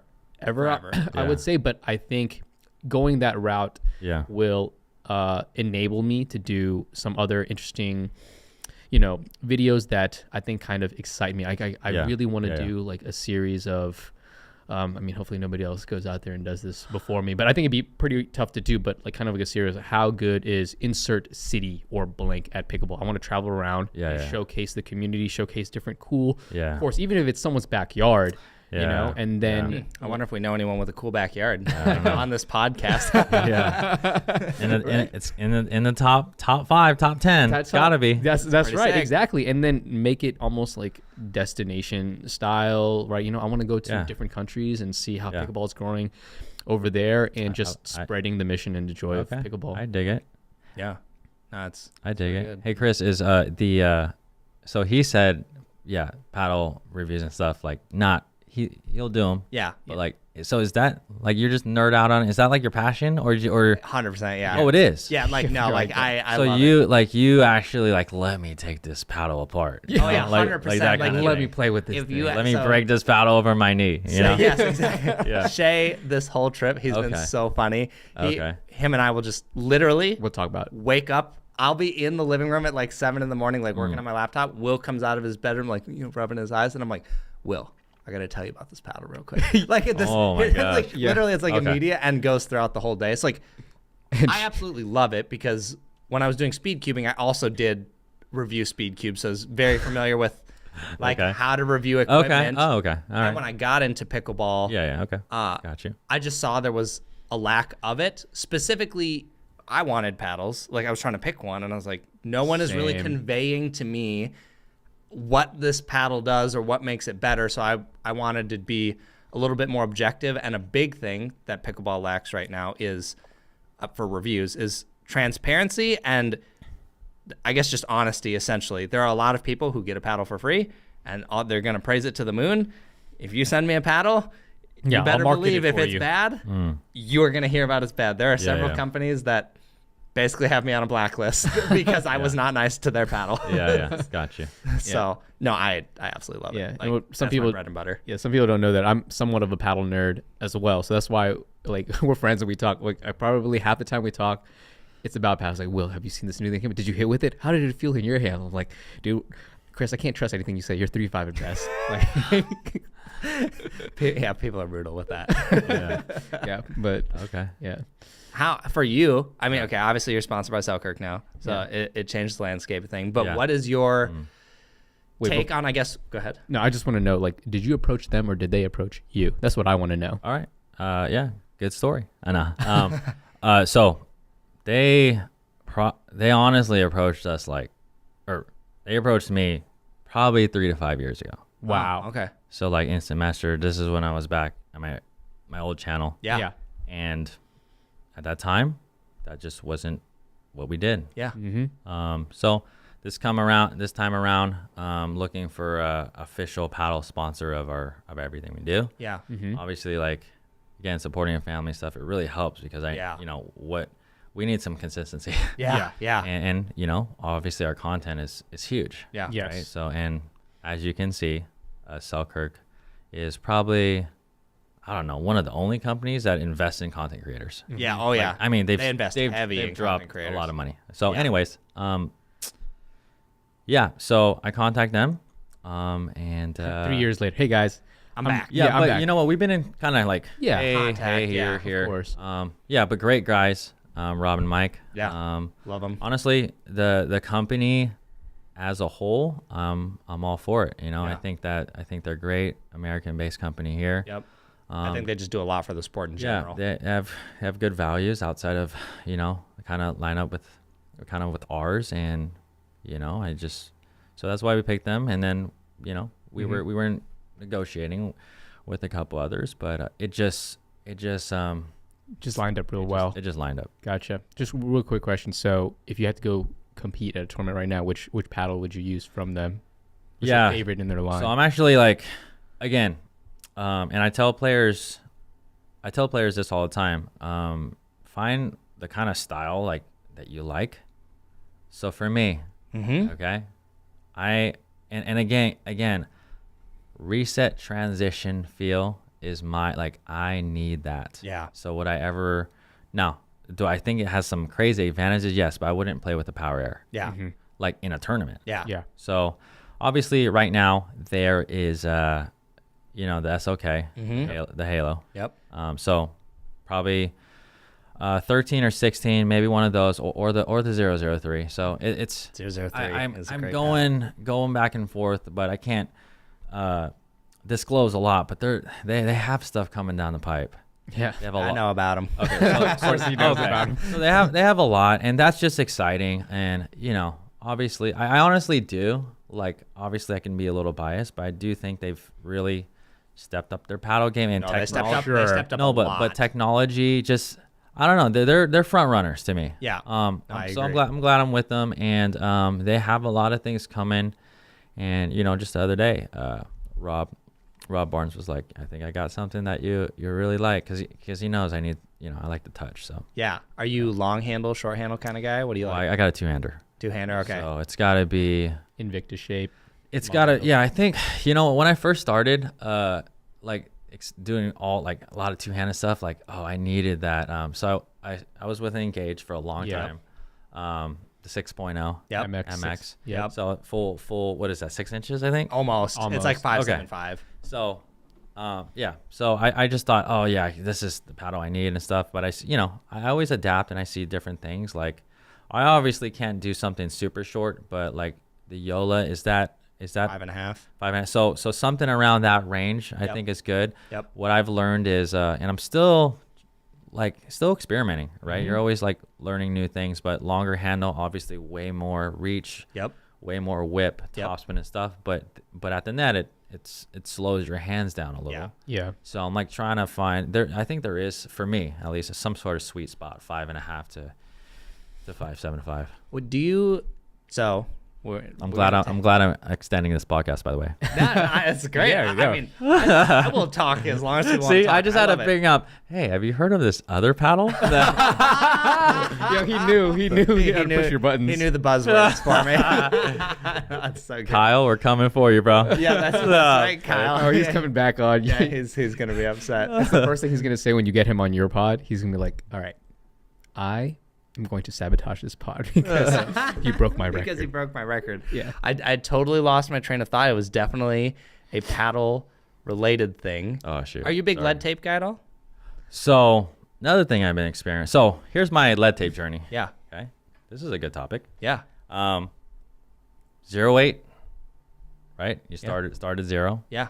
Then I used a lot, Yeah. like 9.5. Oh, you went to Wow. 9.5? That's Yeah, and heavy. No, this is 5 years ago. Oh my gosh. Holy cow. Oh, yeah, 9. and you come from tennis. So yeah, but you know that again, so Glenn Lucy, real quick, Yeah, he oh, puts, he his is weighted, and that's where that was our kind of stomping ground. So, Yeah. anyways, stock to super heavy, Yep. and then I went, oh dude, and then someone, I don't know, I think I just got some new paddles from my sponsor at that time. Yep. Just I didn't want to like mess with them or whatever. Yeah. So then I went stock. Yeah, and I I was see. like 7.2. Oh gosh. Like ooh, but I'm like ooh, I'm quick. You're like, my fans Lightning. are So- fast. So then, so something like the 0. So again, 003 and the Halo, great paddles. But again, like your review, I couldn't play with them if I couldn't add lead tape. Yeah. Yeah. Because it just adds some stability there and For sure. and stuff. So now I'm like somewhere in the middle. Okay. I do add lead. Yep. Like what? Like 8.59 maybe? I still haven't weighed it, but Oh. if I were to guess, probably 8.3. I don't know. Okay. It's not much. Sure. But it's enough, right? And I'm trying to find that balance. I don't want it too Yeah. heavy. Yeah. Right. You know. What's your ideal spot? Mine is always bottom corners. So I think more experimentation on that side. Right now, I'm just probably like what is that, 4 inches? Yeah, about. Yep. So 4 inches on the bottoms. Yep. And then like A little bit at the top. I'm just experimenting like 2 on the top. I to see. balance it out like this, like half of that. Yeah. But yeah, I think obviously, yeah, I know for sure. I just don't want you don't want to just add stuff to the top. That's just not. Yeah. It's But- my least favorite So spot. I don't know. I have you guys probably experimented a lot more with location. So Probably a little too much, but For sure, a little too much. I'm working Oh. on like a go. Yeah. Have you done this one? Let's So hear it. I'm experimenting. So this is if you haven't done it, I hopefully I'm the first person to think about it. You've probably already thought about it. Let's hear it. But 003 Invicta, the hole. Yeah. Okay. Yeah, a lot of people tried that one. So I've been trying. So what's your consensus on that? Does it help? I have not personally done much in the hole because I have my 003 Invicta like right where I want it. Okay, so you haven't really tried it. I haven't really, but I've talked to people, and some people swear they. I'm aware of the idea. Yeah. I mean, think it helps. I mean, I don't see why it wouldn't affect. I mean, because you have it here and then you have it here, so it's like even more stable. I don't know. Yeah, no, I should probably try it, but I just like once I dialed in at 003, I was like, man, I'm not changing this thing for anything. I will say that like 003 was great, but then I didn't think it was like amazing until I tried your setup with it. Yeah. Like your setup, I was like, oh, I could totally go to a tournament with this. Yeah. And like feel very confident. Yeah. You know?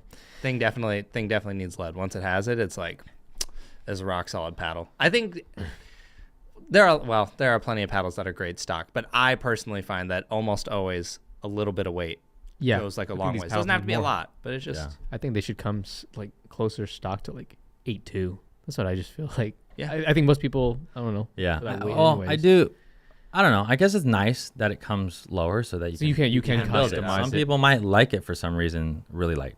We have a couple high level guys in Minnesota that are like, I need like 7.3, and I'm like, dude, how are you hitting the ball this hard or not killing your shoulder? You have nothing. Yeah. So I don't know. Okay.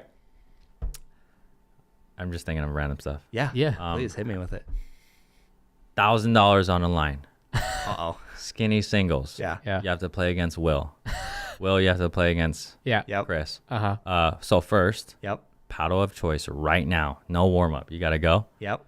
And what do you think the score will be? Oh man. Go ahead. Okay, go, my baby. my paddle is definitely the Carbon 1X 16 millimeter. That's what I'm playing doubles with this weekend. Okay. 1X 16 mil. So long or regular? Elongated 5.5-inch handle, carbon fiber face. It's like their new power version of what they had. So that's before. your go-to. Yep. What's yours? Right now, it's probably the 6.0 double black diamond.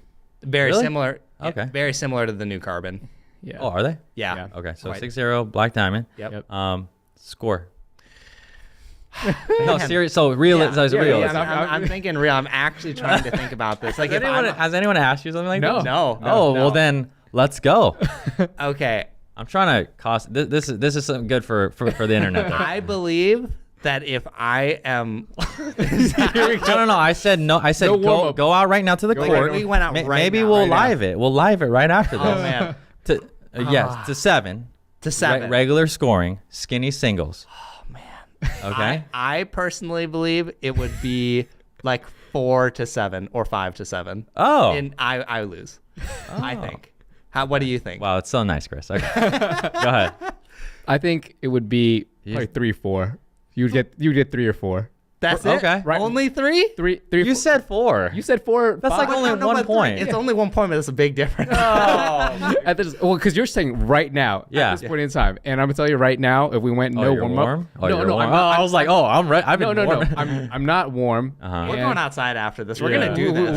We have to do this now. I got a challenge for you guys too. So Okay, great. keep that. Okay. Yeah, because right now, just knowing how I'm Get your currently $1,000 ready. I'm winning this. Now I'm mad. just how I'm currently playing at this point in time Okay. right now, like I don't feel as good, like as great. Oh. You know, like to be honest with you. Last Wait. few days we've been kind of tired from MLB. Wait. So what does that mean? That means if you did feel great, you could beat him even worse. Oh. You wouldn't beat me even worse. Get out of here. Oh. See, this is what happens. He gets overconfident. Okay. Okay. Well, to give you an idea, this is what Yeah, happened. yeah. Okay. We played, like, after we played Leia Jansen today, right? We said, all right, let's play a singles. Like, we went 1-1, right? But the first game, like, he barely beat me. It was like 11-8 or 11-9. And then I was like, okay, Chris is on fire right now. We had to play the second one. I'm not going to go out So wait, losing. you played what singles with him? Singles, regular singles. Regular singles. Then he beat you. He beat me like 11-8. And then we played the second game. So singles, you're closer to Will. Yeah or no? What do you actually think? I think I might be closer in doubles than So singles. you just played bad. Yeah. Is that what happened? I played bad, but also like this. All right, It's really weird. Okay, I so was playing out of my mind. Okay. Level. Okay. but the second game, I was like, okay, Chris is playing super hot right now. Second game, right? Okay. I destroyed him 11-1. I was Okay. like, I tanked. Okay. I was like, Chris, I fell apart. what happened? You were pumped up. You're like, okay, let's so go what again. happened in the third game? That's We the didn't thing. play a third one. I was we went beat. back. So you- Yeah, okay. If we played a third one, So you he does not have stamina to save his life. wait, for real? Right now, I don't. Really? Yeah, he has more stamina than you? Yes, He does. How is 100%. that possible? How is that possible? No, but he just looks lighter, he's smaller, you know what I mean? Yeah, I He's mean, old though. I'm a little bit older. I did a lot. I did like at least for How me. old do you think he is? I think he told me Yeah. before. What do you think now? See, but I don't remember. No, yeah, that's But great. I know What do it's you think? over 30. Yeah. Oh, okay, dang it. He So, knows it's like, over 30. I don't know. 34? I Yeah, forgot. dead that is. on. Yeah, Is dead it on. really? Yeah, I'm You're about dead to, on. I'll be 35 this year in April. Oh, see, I was going to say 36, but I wanted to keep it. No. Appreciate it. No. So good. But like from yesterday, for me, for my standards, I did quite a bit of drinking. So I had one too many. So I had one, and then Oh, so now we're gonna use that as the excuse? wait, what excuse? I beat you. No, we went 1-1. Yeah. Okay, all right, that's we fine. Could, we That's could fine. we could do a dream breaker. Sure, yeah. Outside. We'll do a dream We're breaker. doing this. Okay, no warm And up. then I'm gonna like update this when I get home or something when I'm editing this That's fine. podcast. And Like I smoked him. Technically, right now, I think his duper rating is higher than mine. Yeah. Yeah. Yeah. So let's just remember.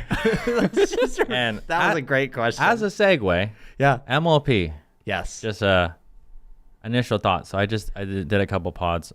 I have not followed MLP that closely. Yeah. So the last couple of years. Anyways, my wife, we went Friday. Yeah, we saw you Bought a there. ticket. Right. Oh, yeah. You guys saw saw you there. Anyways, I didn't know what to expect, but dude, Did you that like it? place was lit, bro. Yes. I mean, I best. like it, dude. You like it? Yes. I like it, I man. genuinely believe that if either regular pickleball is going to have to change so drastically, or MLP is just the future of what TV pickleball is. Because Yeah, maybe TV. Yeah. Yeah. for TV, yeah, for entertainment value. Okay. So, here's a question. And Will, when we played, Yes. so, yeah, what was her? Yeah, pickleball chick, right? Yep. So she was like, "Oh no, we're playing MLP rules." I was like, "Oh, are you You're like, I don't serious?" even know how to play. No. So again, it took like 3 minutes or so for me to, oh my god, like figure out, like, because I never even watched really and see how the scoring worked. Yeah. But I played and I was like, oh, this is actually not bad to keep track of. Yeah. Yeah. Like I kind of like it. What do you think of the format as a whole? Like it was also Shay's first time playing rally scoring, like MLP style as well. Dude, and I he was loved like, it. you know what? This is not bad, and it was just funny. We were playing with the freeze. So, yeah. So before I answer, yes. format wise, what is it? You lock that in, or is there one or two changes you would make? Go ahead. Format wise. Currently, from current. Yeah, current. Okay. Yeah, right now there's rally, freeze at 18, freeze at 20, and then the dream breaker. Personally, I really like it as it is. Okay. I don't think I'd go as far as to say it's perfect. I'm sure there's an adjustment that I'm not Yeah. thinking of, but the freeze is the most controversial thing. A lot of people don't like that because what they always end up saying is, oh, well, the team that gets to 20, the other team can just score a ton of points now and like fire off. But Of course. But I still think the freeze at 18 balances that out because, yes, you are being rewarded while they're kind of being punished. But then everything stops at 18 and they're 1 off and you're 3 off, right? Yes. Like You have opportunity. you're still down. It's not like the other team.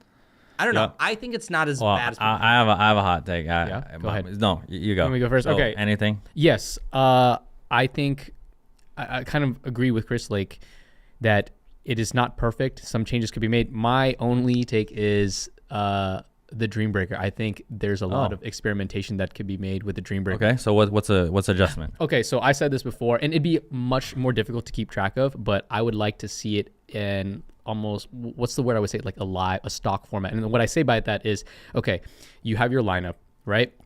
Every person gets a certain amount of, let's call it lives, okay? Live. Yeah. Okay. Okay, and when you play, Got you. if you lose a point, you lose a life. And once you lose a life, you're off. out. But if you have remaining lives, that person Stay. can stay. So you, Or so can they choose to stay forever, or did they have to come off? so that's the thing. I'm not sure. You could, Oh, I got one. Yeah, you- and that's a cool format. And I actually do some drills this way when I teach some of my stuff. But how about you know how in basketball in 21, 3 and out? Yes. Maybe there's a 3 and out. Right, exactly. You win 3, but you got to come out. Someone with a new life has to come in. Exactly. Yeah, you're right. Way more harder to track. Because then way harder to track, but it could be very interesting because then you can choose like your lineup, like almost like in baseball kind of, and the matchups and where you place somebody in the lineup could really matter. Who's your anchor? Who's your starter? Yeah. So real quick, can you guys explain, because I got different takes here. What's the process of the Dream Breaker lineup right now? Like, is it way in advance, or they pick it as the Dream Breaker's happening? What do you guys know or no? I feel like it involves the coin toss in the beginning that like determines. I feel like it determines side and serve, and also whoever wins or loses that has to be the one that has to give up their lineup to the other. So the team lineup's is premeditated then. It's whoever chooses the first lineup or whoever they choose it, and then can the other team make adjustments, or they're locked in? The team that goes second, they can make adjustments. They can make adjustments because they get to see the lineup. Okay, but so that's an advantage. No, it is an advantage. Big advantage. But that's an big advantage for the Dream Breaker. Exactly, for the Dream Breaker. So you try not to go to the Dream Breaker, but when you get to the Dream Breaker, I do want to see more mixed because I want to see more singles matchups. Like I love when Emily Weber was playing Tyson. Like I was like, oh, loved it. Yeah, loved it, and I loved to see. And then I mean, just today, Chris and I played against Leia Jansen, arguably second best singles female, like second best player overall. Yeah, she wiped the floor with us. Yeah, I mean, expected. Yes, to be expected. And I mean, she was just so good. Like shout outs to Leia. Like, I mean, she was a little scared of her. I came up like 5 something, but then she figured out a game plan for me and she executed so well. And I got pickled the second game, and I was like, oh my god! And I was like breathing. I was like, my favorite line she gave. This is the best line. What did she say? After he was at like 5 points or something, and she got a side out or something, she goes, "What's your rating?" And he goes, "I don't know, like 4.9 in singles." And then like they play one more point, and she comes back and she's like, "Dang. If I knew you were that level, I would have warmed up more. I thought this was going to be 3-0 pickleball."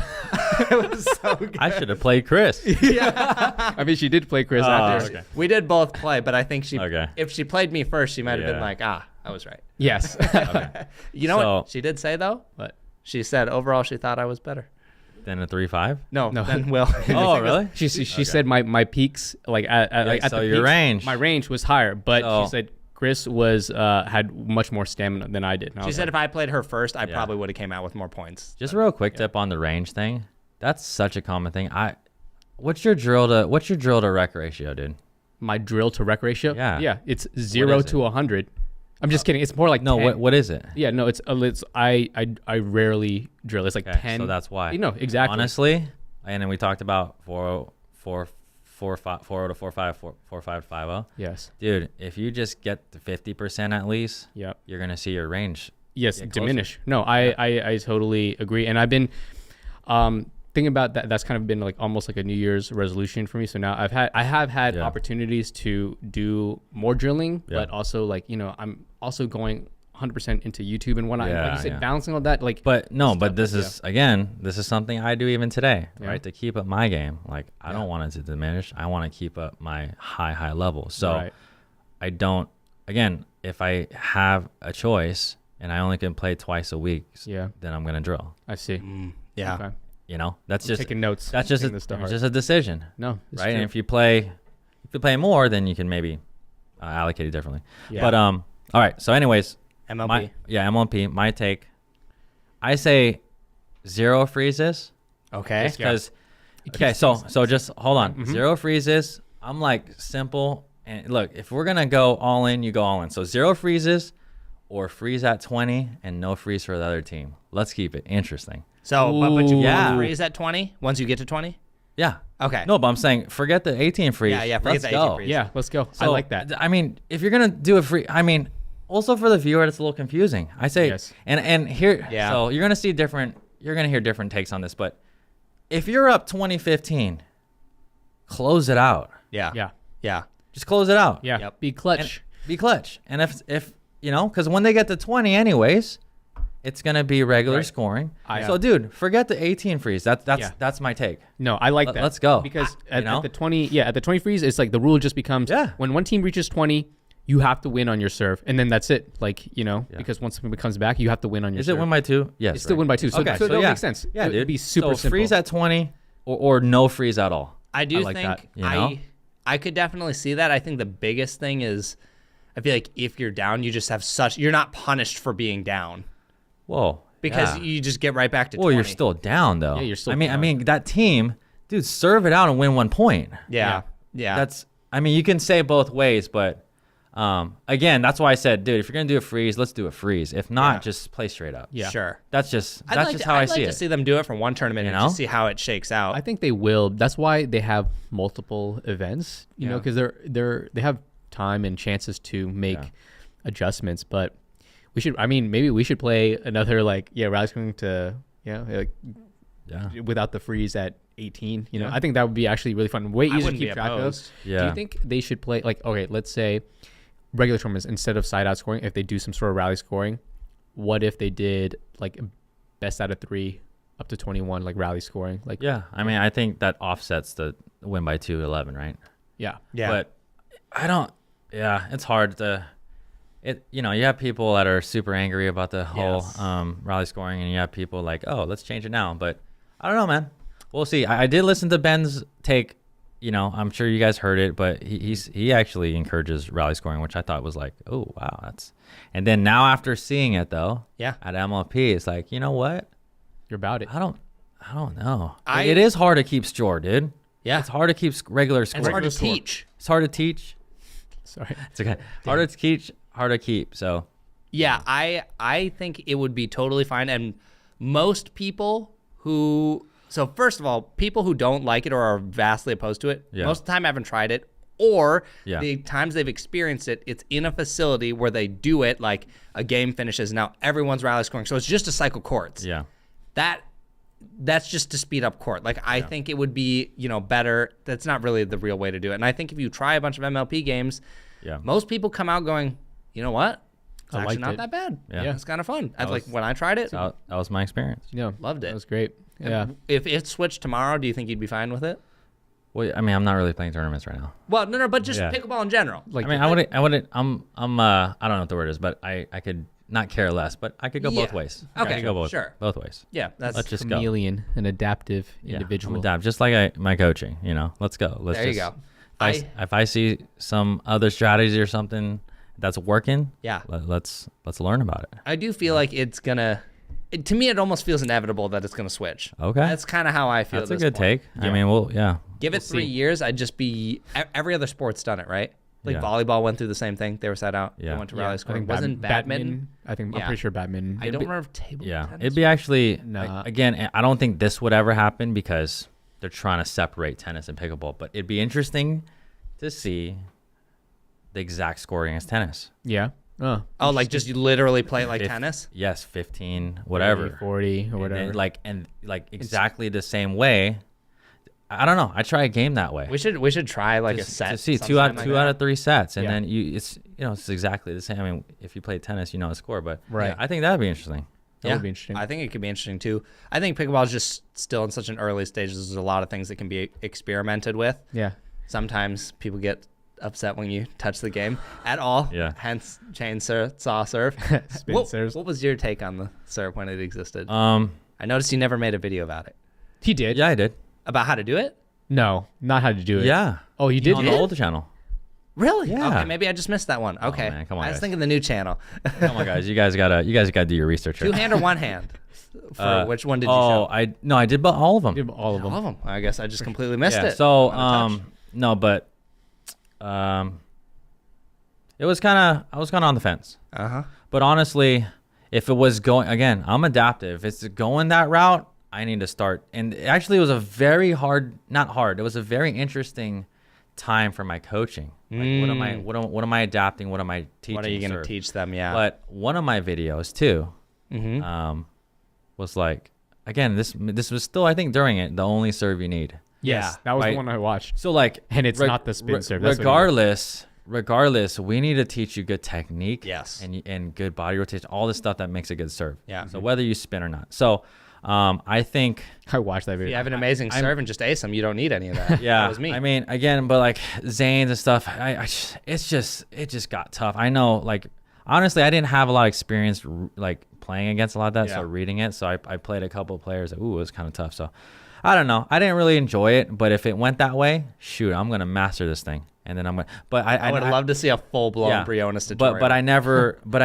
We never got there, and then there was controversy. So hey, now I don't have to worry about it. But you sure don't have to worry about it. Yeah, I was on the fence, but I was kind of more leaning to like, man, I just wish that one rule I think that just needs to be changed ASAP. Yeah. It's just contact below the navel. Yes. Come on. Can we just please keep one sentence? Yes. That's it. Thank you. You know? Do you think it's just going to go to a drop serve at some point? No. You don't think so? That would be I think that would be terrible. I just don't like it. I think that would be terrible. But now, my drop serve is just as good. Yeah. So this is not coming from someone who can't hit a drop serve. My serve is just as good both ways, but no, I just think that serving it out of the air is just so natural. I just think the problem, and I agree, I would rather have a volley serve.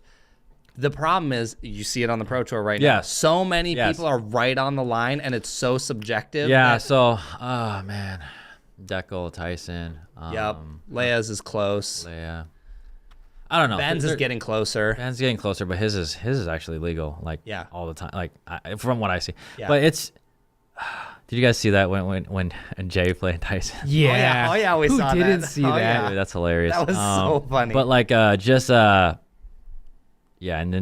then the whole rule thing, like, oh, if they just reserve it. Yeah, you just reserve it even if it was out. Crazy. I don't know. Yeah.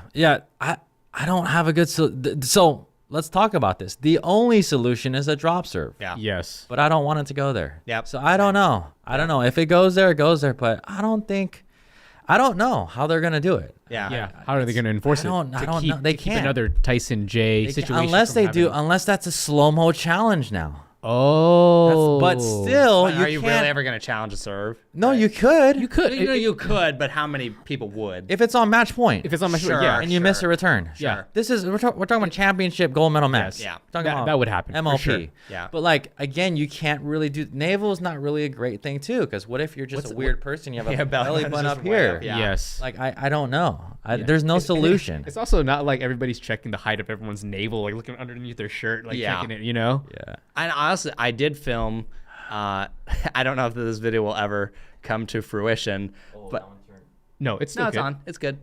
Still red. We're good. Yeah, we're good. Okay. False alarm. Jordan thought the cameras were off. No, we're good. I did film Tyson serve a bunch of them in super slow motion this weekend, so I could check it. So, did you or not yet? I did check them. And I think they were consistently illegal. No way. Yeah, we're not talking about. Now I will say. So how I was a little bit from the side. I wasn't completely straight. So But illegal. Okay, know. which part illegal? Above, or are you talking about the dumb wrist thing? I think it was the wrist. Oh well, that needs to go anyways. the wrist definitely needs to go. How Yeah, it's just- the wrist is no, impossible. it's just- and then it's so like, what part? Dude, people are. I'm teaching serving videos and I'm getting called on it. So I'm like, oh, okay. You're getting called on serving video? Yeah. Wait, what are the comments saying to you? Like, I'm curious that the thing is above the wrist. Oh my gosh. That the paddles are above the wrist. And again, I had Byron and Don Stanley comment. They're like, oh, that's illegal and that's legal and that's what. But anyways, that's the problem with the wrist thing. It just needs to go. We just talked about this in a previous episode. It was just about pickleball etiquette, and I personally believe that unless you see someone doing something so blatantly obvious, like they're serving here, don't even call them on it.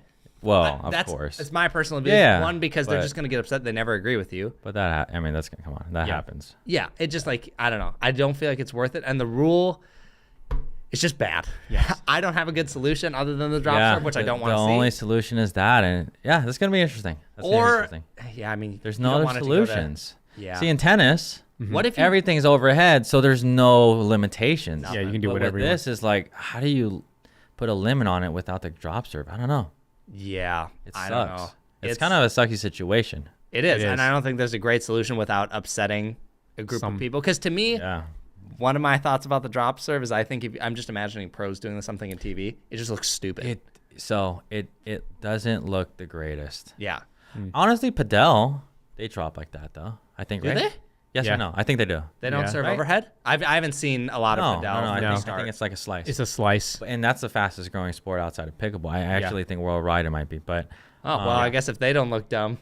But yeah. But they do that because it is the proper technique. It's strategically keeping the ball low. Yeah, it's strategically advantageous. That's why they do it like that. So they actually serve at slice, and that's why. Exactly, because if you serve with topspin, the ball pops up way too high, and then you get crushed. You get So crushed. I don't know, man.